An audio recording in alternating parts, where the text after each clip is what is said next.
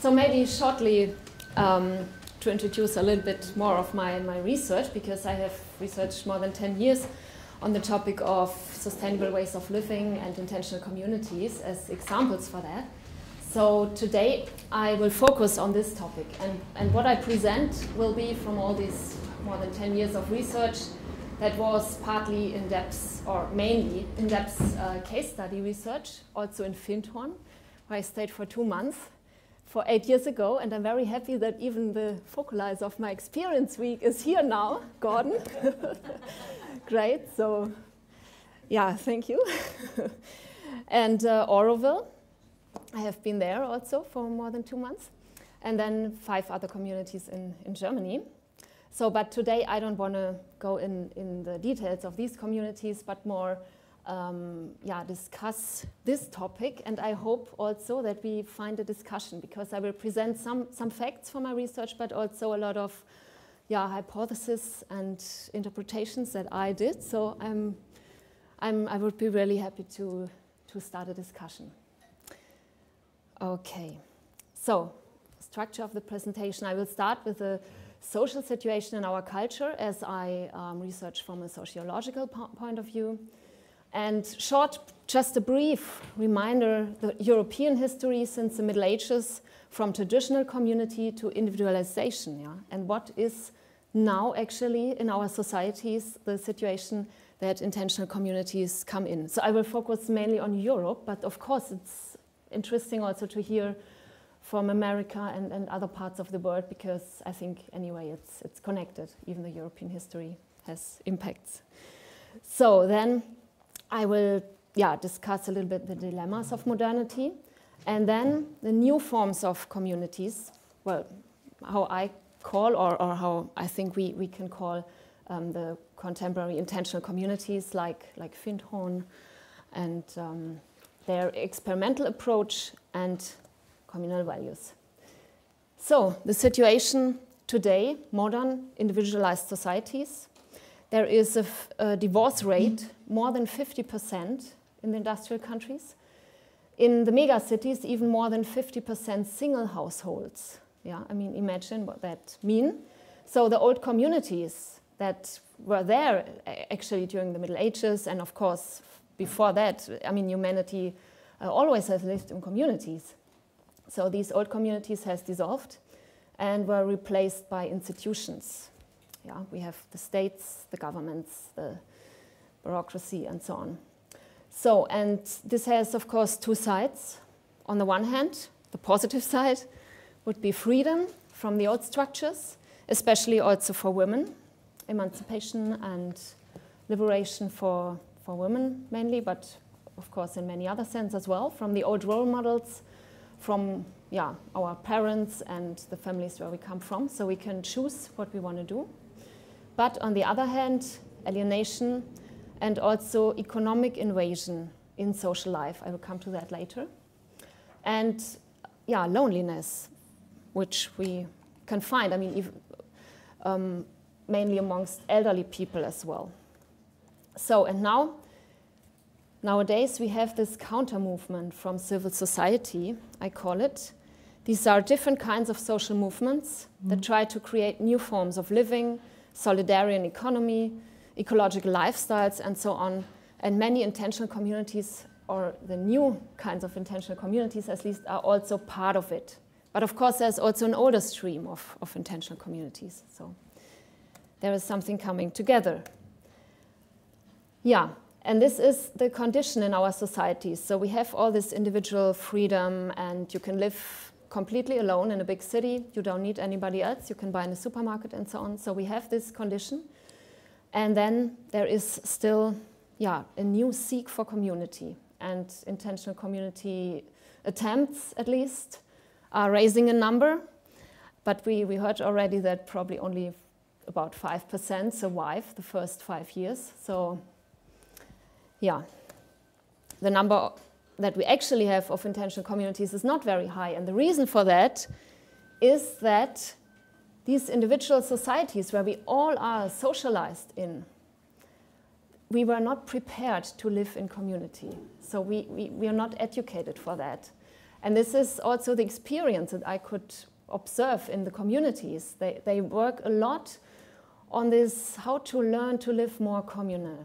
And they developed a lot of very helpful tools and methods to build up this new kind of community. And I will come to that later. But first, shortly, the results of an internet survey we have done 2 years ago at the University of Münster. Down, yeah, on the last slide it will be maybe better readable. So there is a website of our community research at the University of Münster, where there is also a short section in English where you can read a little bit about it.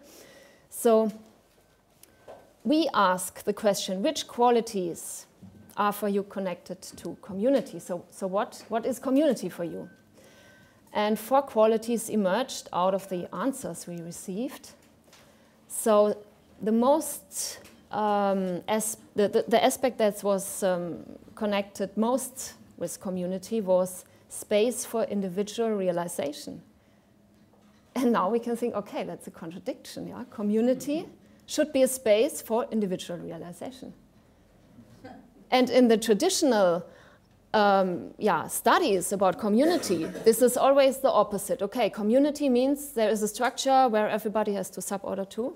Like in the old monasteries, there are rules, there is an order or something. You have to live like Benedict or some other founder told.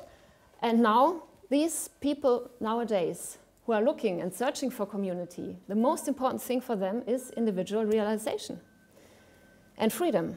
So, very important.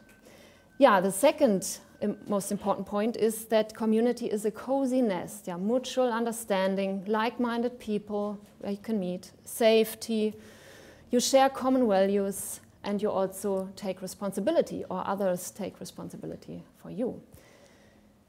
So then the third point that is also was related to community was encounter and reflection, and this is maybe a little bit the counterpart to the second one, the cozy nest. So this is about critiques, permanent change, and encounter different-minded people also in the community. So the community as a space of psychological growth or spiritual growth.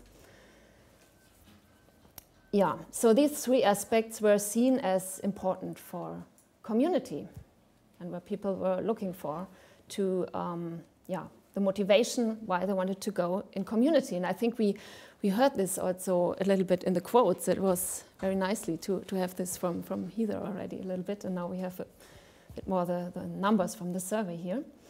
And what was not seen as connected with community is pressure, limitations, and a kind of peer pressure. So this nobody wants to have. But interestingly, those people who already lived in community, they even found this less important than those who are just interested in community but don't have experiences yet. So this shows maybe that the experience of living in community really, say pressure is not so important there.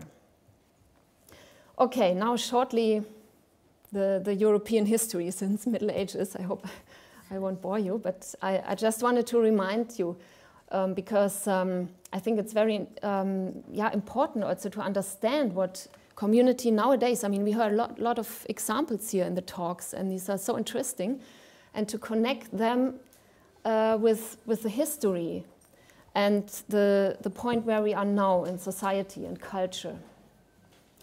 So we should keep in mind that communality was actually always important aspect in all societies and cultures, but with modern society it has lost its dominance because societal institutions taking over those tasks that were done by communities before. So during the Middle Ages, the cities grew, the Industrial Revolution in the 18th century, and the major social infrastructure changed from these small-scale families and farms in the countryside towards the big institutional and industrial structures that we have now, at least in the industrialized countries, of course. This is not everywhere the case. And this also means that anonymous economic structures and also institutional structures were built up. So governments and institutions are actually results from this process, but they all started as communities. I mean, if you remember this in Middle Ages, there is a research on that the Middle Ages were still organized very communally, also in the little towns in Europe we had, and that this was developed later then. And these traditional communities were substituted by, on the one hand, these private nuclear families, the small families, just mother, father, and the children, so no grandparents or so anymore normally living in the household. And on the other hand, these very formalized official structures of employment and bureaucracy and so on. So, yeah, I think I've already said this. So, to remind, there was about more than 100 years ago, the German sociologist Ferdinand Tönnies, who is also a little bit the founder of sociology. And he distinguished between these two modes, because at this time it was, of course, both aspects of community and society were struggling. This was like already the beginning, the industrial age had already started. So he described that this, well, I translated it as communityness. So it means like it's a process, how community is built. And this is done by the members, by the people living together, interacting together. So interaction is the main tool how community is built. And the second aspect is then societyness. This is instrumental, purpose-oriented, and this has built the institutional structures. So he describes this difference, more than 100 years ago. And then the next sociologist, Max Weber, he came and said, okay, community evolves into society. This is a law. All community will evolve into societies. And this is, of course, he is a child of his time, I would say. This is my hypothesis now, because he observed, of course, what he observed was right, that the communities changed, disappeared, and institutions came up. But is this how it has to happen? So this is the question. Yeah, the loss of community, and also Zygmunt Bauman, who is a present sociologist at the moment, he argues that community promises security, but seems to deprive us of freedom, of the right to be ourselves. So this is, you see, this is, again, this opposition between individual freedom and community. Yeah, so this is mainly said by sociologists. And one more, Jürgen Habermas, he described the colonialization of the life world. So this means that the economic values enter the social spheres, and everything is counted, so that the mode of society is entering the communities, the private world, the life world, where actually emotions and love and unconditional love is actually happening. Yeah, the result is loneliness, psychosomatic illnesses are increasing also in our postmodern societies, as I already gave the numbers in the beginning. And now, diverse forms of communities are emerging, for example, in the forms of self-help groups or internet communities, diverse religious subcultures, networks of specific lifestyles, and also in intentional communities. So, and what are these communities actually facing now?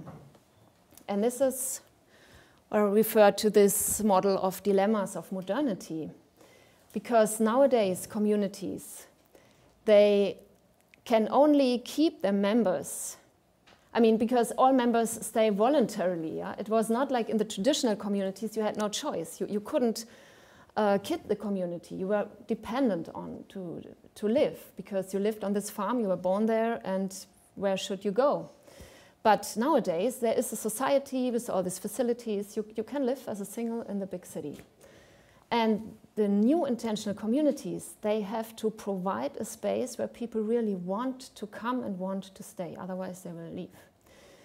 So they have to face freedom versus commitment, spontaneity versus consistency, creativity versus consumption, adventure versus the humdrum of daily life. So, and this I found like a very interesting to bring it down to a point.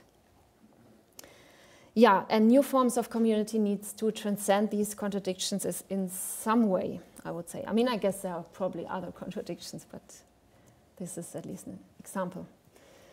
And their way now is differentiation, yeah, to combine community and individual freedom. So there is this individualized, so they take the positive aspects of the individualized culture of modernity, like freedom, emancipation, self-realization, expression, and they try to leave out the negative aspects like alienation, loneliness, and so on. And now these new forms of communities, how do they do it? So, and what I found as important points to answer these problems and dilemmas of modernity is that they experiment. They try to combine the positive aspects of individual freedom with communality, in the sense of that they try to be very conscious how to build community. So what is communal and what is individually?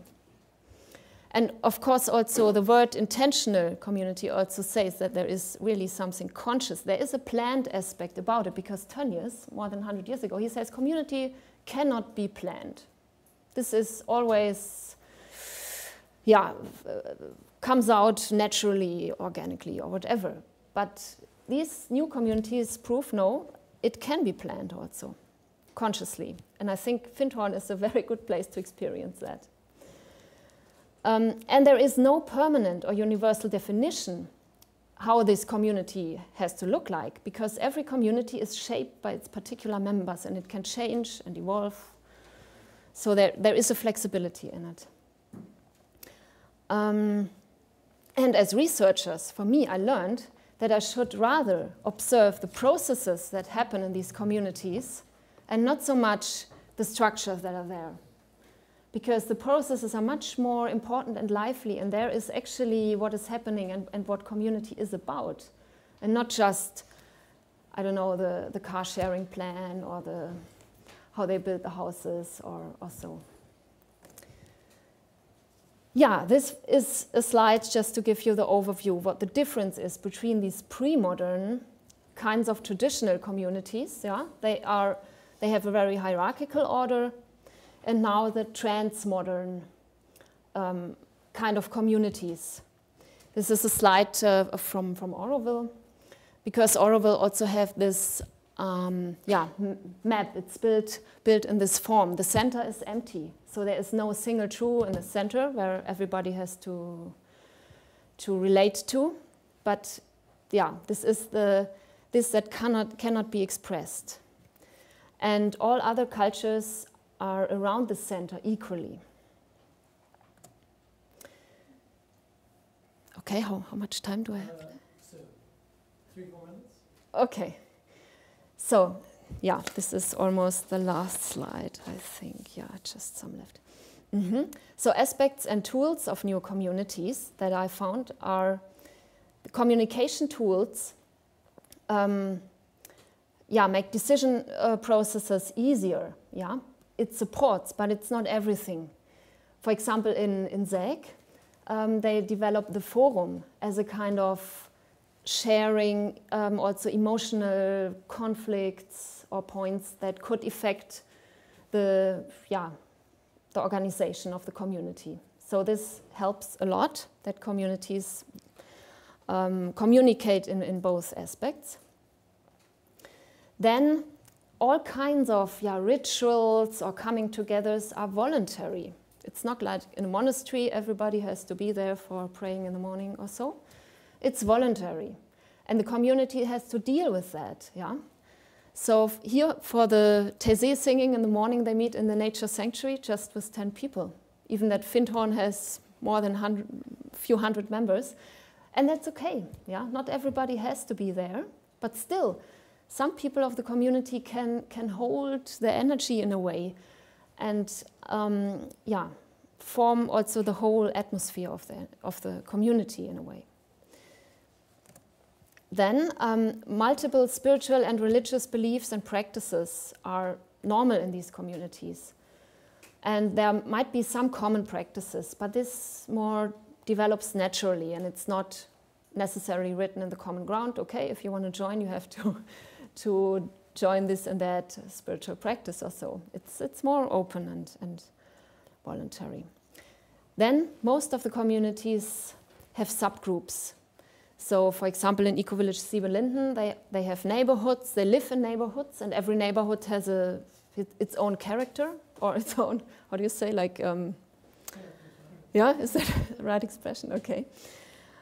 And what is very important, I mean, as we already heard, like just 5% of these communities survive the first 5 years.